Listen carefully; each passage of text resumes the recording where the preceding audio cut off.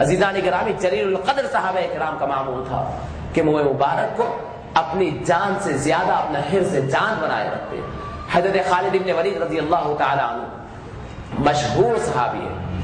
صحابی ہے اور عظیم صحابی ہے، اسلام کے عظیم فاتح ہے،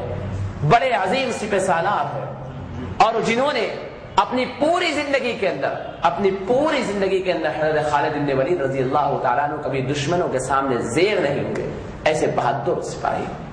عزیزان گرامی، حضرت خالد بن ولید رضی اللہ تعالیٰ عنہ جب ملک شام میں جنگ چل رہی ہے، اپنی تھوڑی سی ٹکڑی کو لیے ہوئے ہیں،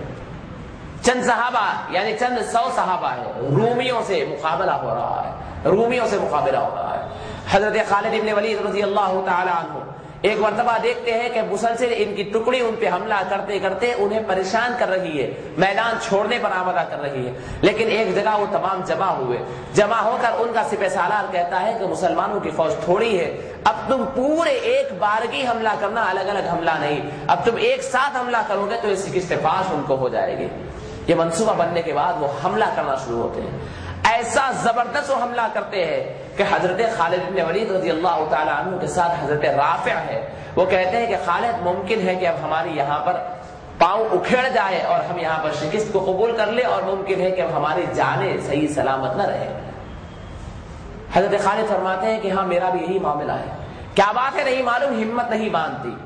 ہمت اندر سے نہیں اٹھتی. ان کی اتنی بڑی فوج کو دیکھ کر میری ہمت پست ہو رہی ہے، اور یہاں پر کیا معاملہ ہے مجھے پتا نہیں ہے. بہرحال وہی لمحات ہے، وہی حالات ہے. یہ تو جنگ کے درمیان بات نہیں ہوتی، جنگ جو دنوں چلتی ہے وہ رات کے اوقات میں بات ہو رہی ہے. اسی لمحات میں مخبر صادق محمد الرسول اللہ صلی اللہ علیہ وسلم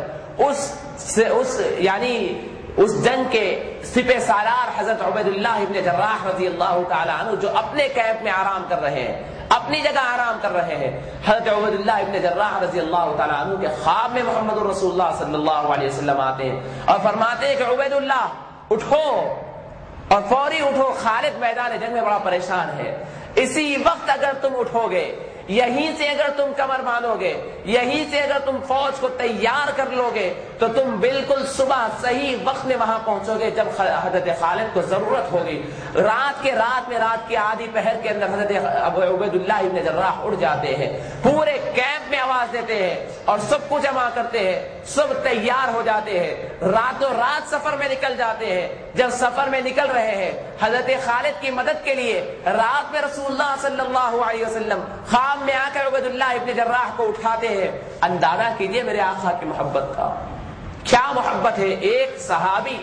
جنگ کے میدان میں پریشان ہے تو اس کی پریشانی برداشت نہیں ہوتی اور مدد کرنے کے لیے تشریف لا لیتے ہیں، خواب میں تشریف لاتے ہیں اور حضرت عبید اللہ ابن جراح کو اٹھاتے ہیں. حضرت عبید اللہ ابن جراح اپنے پورے لشکر کو لے کر جا رہے ہیں. فرماتے ہیں کہ میں جا رہا ہوں لیکن دیکھتا ہوں کہ سامنے کچھ فاصلے پر ایک اور سوار ہے، بہت ہی برق رفتاری کے ساتھ جا رہا ہے. میں سمجھا کہ کون ہے، صحابہ کو پیچھے لگایا، دیگر سپاہیوں کو پیچھے لگایا کہ ان کا پیچھا کرو. کوئی پیچھا نہیں کر سک رہے، سمجھے کہ کوئی فرشتہ ہوگا. لیکن پھر تیز 4 سواروں کو پیچھے لگایا کہ آخر کون ہے معلوم تو کراؤ. وہ 4 تیز رفتار سوار جب گھوڑے دوڑاتے ہوئے وہاں پہنچتے ہیں تو قریب پہنچنے کے بعد آواز دیتے ہیں کہ اے سپاہی،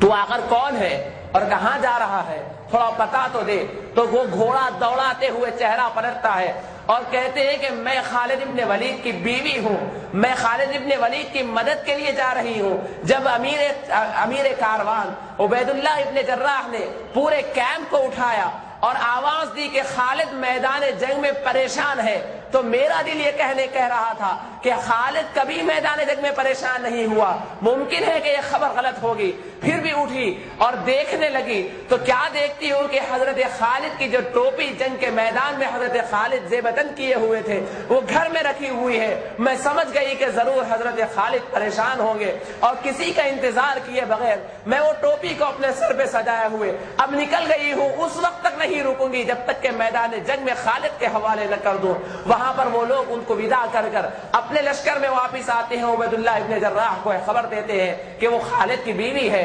بہرحال یہ خاتون اکیلی تنے تنہا میدان جنگ میں داخل ہوتی ہے، تکبیر و تحلیل بلند کرتے ہوئے داخل ہوتی ہے، ادھر حضرت خالد پریشان ہے، حضرت رافع پریشان ہے، پورے مسلمانوں کا لشکر پریشان ہے، ادھر ایک ہی خاتون ہے، ایک ہی سوار ہے، نعرہ تکبیر اور اللہ اکبر کے زبان سے نکالتے ہوئے جب داخل ہوتی ہے، حضرت خالد فرماتے ہیں کہ میں حیران ہو گیا، یہاں میرے ساتھ فوج ہے لیکن میری فوج کے اوپر دشمن ٹوٹ پڑ رہے ہیں، وہاں ایک ہی سوار ہے، وہ تنے تنہا میدان جنگ کو چیرتا ہوا داخل ہوا، اور اسے دیکھنے کے بعد پورا کفار کا لشکر پیٹ پلٹائے بھاگ رہا ہے، آخر یہ کون ہے؟ میں دیکھتے رہ گیا، اور میں اپنا گھوڑا دوڑائے ہوئے اس کے قریب گیا اور پوچھتا ہوں کہ بتاؤ تم کوئی فرشتے تو نہیں؟ پلٹ کر دیکھ کر اپنا نقاب نکالتی ہے اور کہتی ہے کہ خالد میں تمہاری بیوی تمیم ہوں، تم نے محمد الرسول اللہ کی ٹوپی بھول آئے تھے، تمہیں کوئی کامیابی ملنے والی نہیں، اور فرمایا کہ اب وہ ٹوپی لو میرے سر پر ہے، اب تم پہنو، تمہیں کامیابیوں سے ہمکنار ہونا پڑے گا اور تمہیں کامیابیاں تمہارے قدمیں چھوئیں گی۔ عزیزان گرامی، یہ حضرت خالد کا ایمان بھی تھا، صحابہ کا ایمان بھی تھا، مسلمانوں کا بڑا بڑا لشکر شکست پاس ہو سکتا تھا، لیکن آقا نامدار صلی اللہ علیہ وسلم کے منہ مبارک کو کبھی شکست نہیں ہو سکتی تھی، وہ کبھی زیر نہیں ہو سکتا تھا۔ حضرت خالد فوج کے ساتھ لوگوں سے پریشان ہے، وہ تنے تنہا خاتون اپنے سر کے اوپر آقا کے منہ مبارک سجائے ہوئے آ رہی ہے۔ حضرت خالد سے پوچھا گیا ایک بار جنگ یرموک میں، حضرت خالد بن ولید رضی اللہ تعالی عنہ سے ایک بہت بڑے پہلوان کی مد بھیڑ ہو گئی، وہ آمنے سامنے آ گیا، اور عالم یہ ہوا کہ دونوں کی زبردست لڑائی چل رہی ہے، اچانک کچھ ٹھوکر لگ گئی، کچھ گھوڑا ٹھوکر کھایا کہ حضرت خالد بن ولید بالکل اس کے منہ کے اوپر چلے گئے اور حضرت خالد کی ٹوپی گر گئی، سر کے اوپر اس دشمن کی تلوار ہے۔ حضرت خالد یہ نہیں کہتے کہ مجھے بچاؤ، بلکہ چیختے ہوئے اپنے سپاہیوں کو، اپنے لوگوں کو کہتے ہیں کہ وہ ٹوپی اٹھاؤ، مجھے وہ ٹوپی چاہیے۔ تمام صحابہ پریشان ہو جاتے ہیں اور کہتے ہیں خیر وہ ٹوپی تو اٹھاتے ہیں اور دیتے ہیں، جو معاملہ ہونا ہے ہو گیا، لیکن صحابہ پوچھتے ہیں کہ آپ سپہ سالار ہیں، آپ سردار قوم ہیں فی الوقت، اور آپ کے ہاتھ میں جھنڈا ہے، اور ایک ٹوپی کے لیے آپ پورے قوم کو